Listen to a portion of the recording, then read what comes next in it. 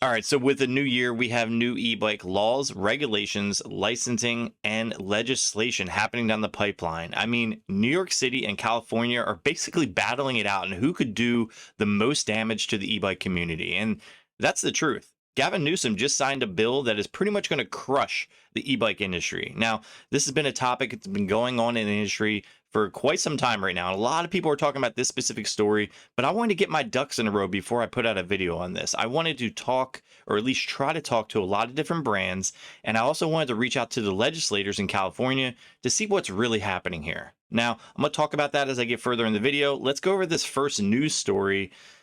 And it's exactly what it says. New year, new rules. The new rules just kicked in for the new year as well. ABC 10 News reporter Olivia Gonzalez-Britt breaks it all down for us. People driving motorized devices like this e-bike right here will have to soon follow new rules in Coronado, and that means they will have to be more mindful of where they're driving. Signs reminding riders to walk your wheels have been posted around Coronado for years, but now enforcement is taking a bigger step forward. A new law bans motorized devices like e-bikes and e-scooters from city sidewalks, beaches, parks, and even popular spots like the Paseo near Hotel del Coronado. Now, what will that mean for those communities? Are they going to be expanding the infrastructure outward, or are they just requiring the individuals to walk their bikes? We're going to get further down this because I also have a pretty big gripe with this. A lot of brands are going to be heavily affected by this. And are they going to have to change their wording and their language in their manuals? Are they even going to be able to sell certain bikes? These are topics we're going to be talking about here in today's video. I'm going to jump further into this. On top of that, kids as young as 12 are facing new restrictions. Under a new recent bill, those under 12 can no longer operate Class 1 or Class 2 e-bikes. These include pedal-assisted and throttle-assisted bikes that can reach speeds of up to 20 miles per hour. Officials say the changes aim to reduce accidents, a common concern for residents, especially when it comes to kids riding on the streets. My biggest concern is making sure that the kids are safe. There's not really too many areas, especially here on Orange, where you can be safe with the bike in the street, but there are some back streets that they could possibly use. But just my biggest concern is that, the cars and not being hit. These changes are all about public safety as motorized devices become more popular. I mean, let's be real. A lot of the kids that are being hit it's because of lack of awareness for the driver. And yes, we can blame quite a bit of the people that are giving a bad rap for the surron community for sure. I mean, I love that community. I have a bike like that. I just got rid of one of my Talarias. And at the end of the day, I enjoy the space. I enjoy the culture, but I really despise the fact that these people are just recklessly riding through the cities, trying to weave in and out of cars. It's making stuff like this happen. For sure, making stuff like this happen. And it's going to affect us more than them because they're just going to continue to do what they want to do. It's no different than I guess the pew pew culture, if you understand what I'm saying. The pew pew culture, which means you have people that have licenses for them who go the proper lengths in order to acquire those licenses, yet they're going to be reprimanded because they're the only ones following the rules. Now, it sucks that there are rules like this. That you should be able to do little modifications. 20 miles per hour isn't that fast. I mean, the average person riding a bicycle from point A to point B can easily travel over 20 miles per hour. Really easy. I want to hear your guys' comments in the comment section below based on the video so far. For the first 60 days, riders will only get warnings. After that, violators could be fined up to $25. In Coronado, Olivia Gonzalez-Britt, ABC 10 News. All right, so I reached out to this news company. I wanted to see what their sources were. Didn't hear anything back. I also reached out to Super 73 because I got word that they are being sued by an individual. I didn't hear anything back from Super 73. I did reach out to 3 high-profile brands within the affordable e-bike space.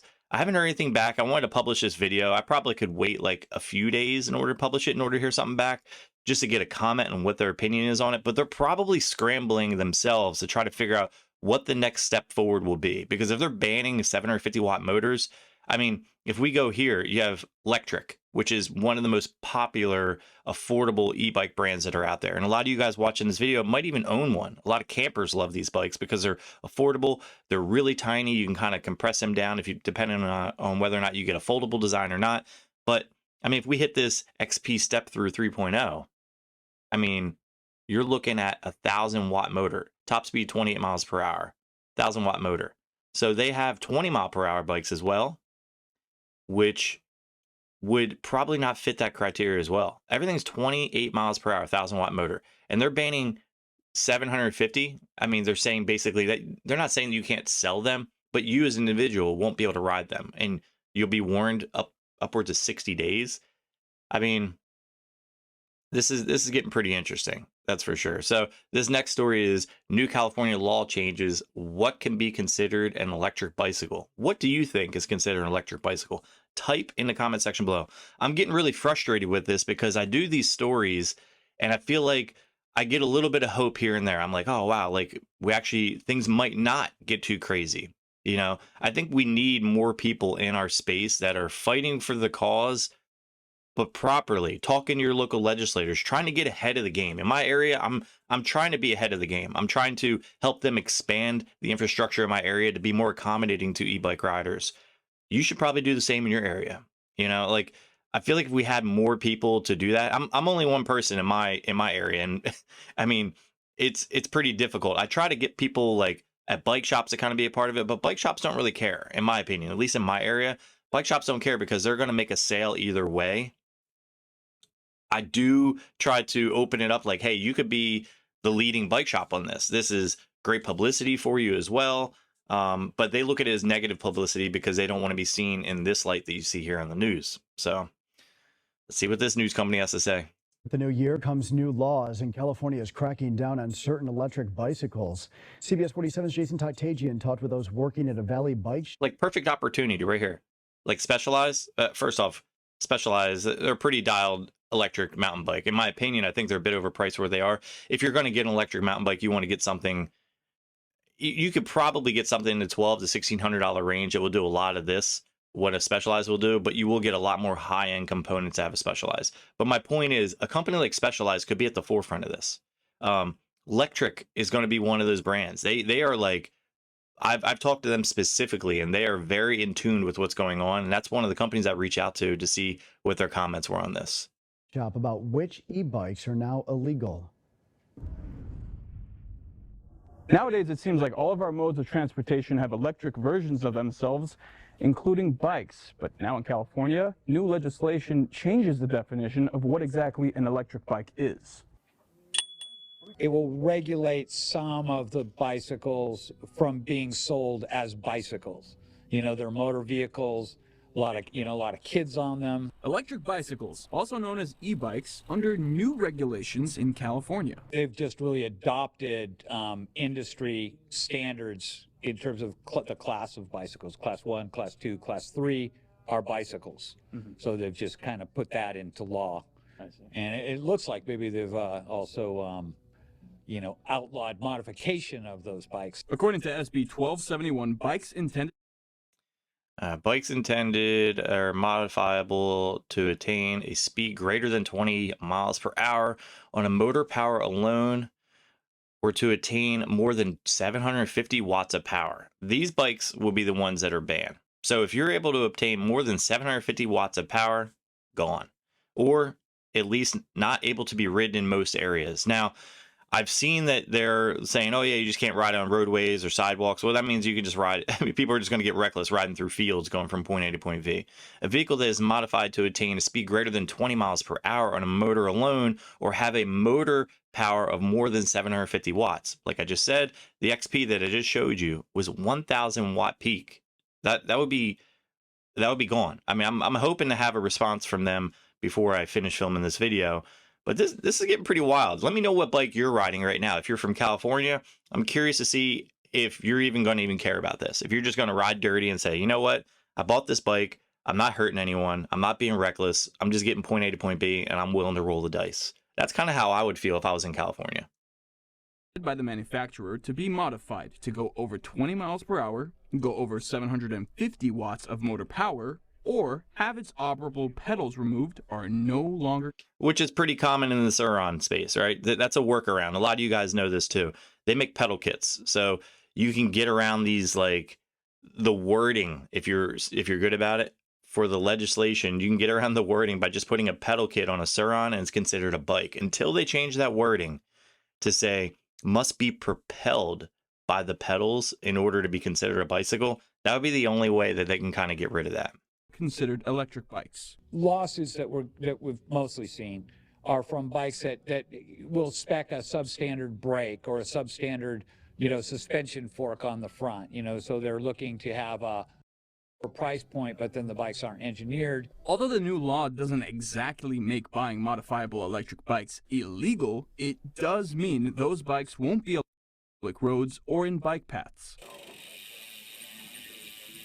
At Rubber Soles Bicycles, they believe the new legislation is good news for business. It's positive for our business because all our bicycles fall under those guidelines and are all of good quality and well engineered. More important, Pretty much he's saying everybody's going to come to us because all these bikes are going to be banned and we'll be the only ones standing. Instead of fighting for the community, instead of fighting and saying, no, maybe we properly educate the people on how to ride their bikes. If it is kids having issues with getting in accidents, but a lot of it depends on what you're fed, right? But I sought after a lot of this stuff.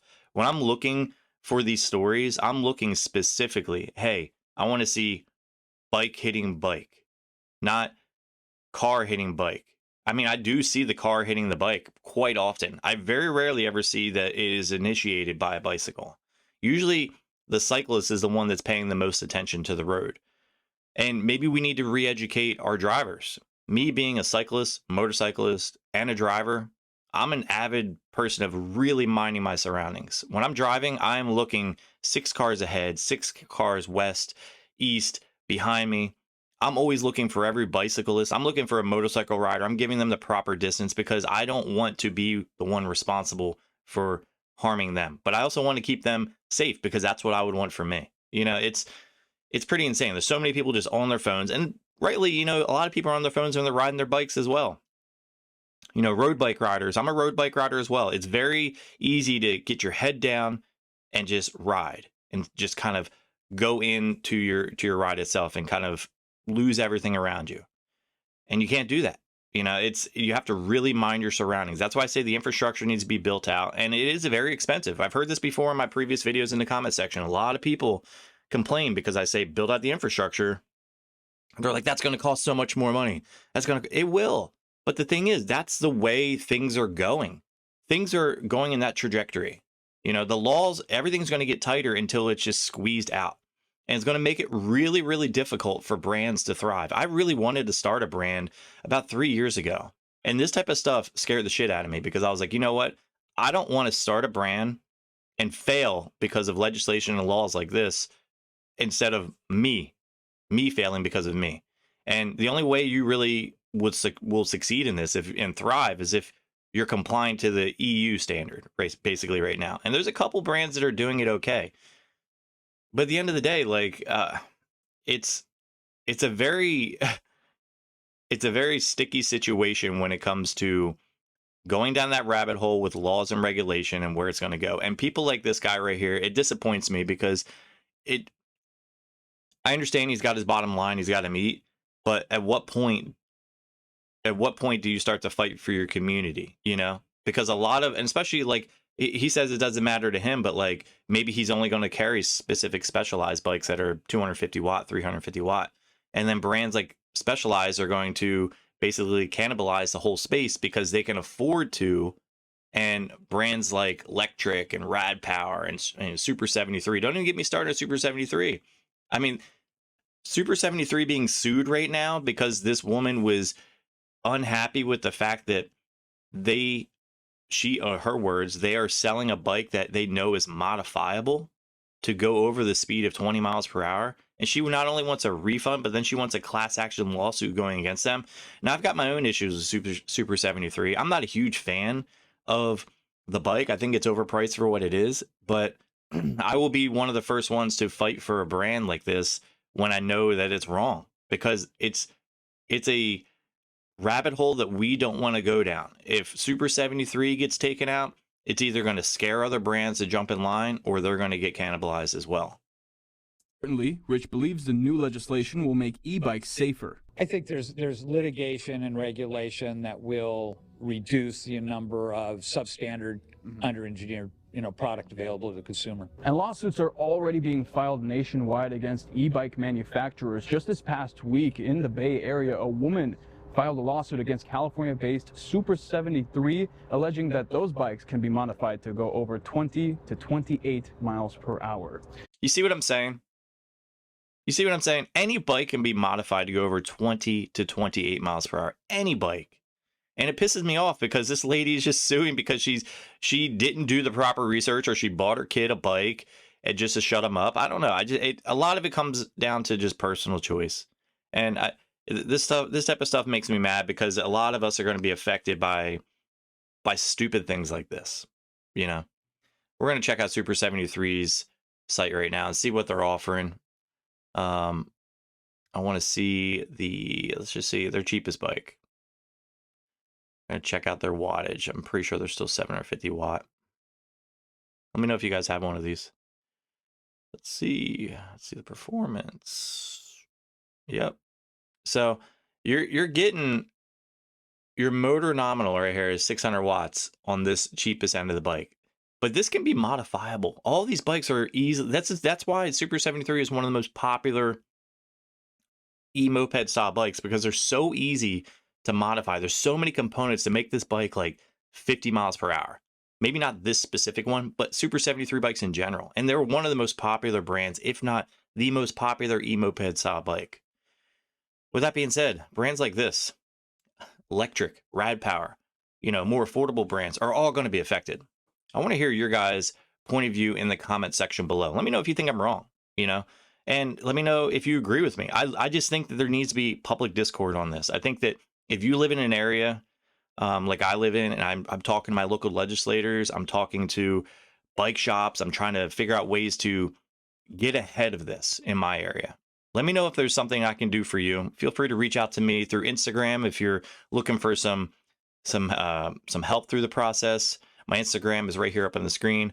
So with that being said, it's a little bit of a downer video, but I'm sure we will have an upper video here in the coming days. So with that being said, if you guys like this video, drop a like. If you love it, hit the subscribe button, and catch you in the next one.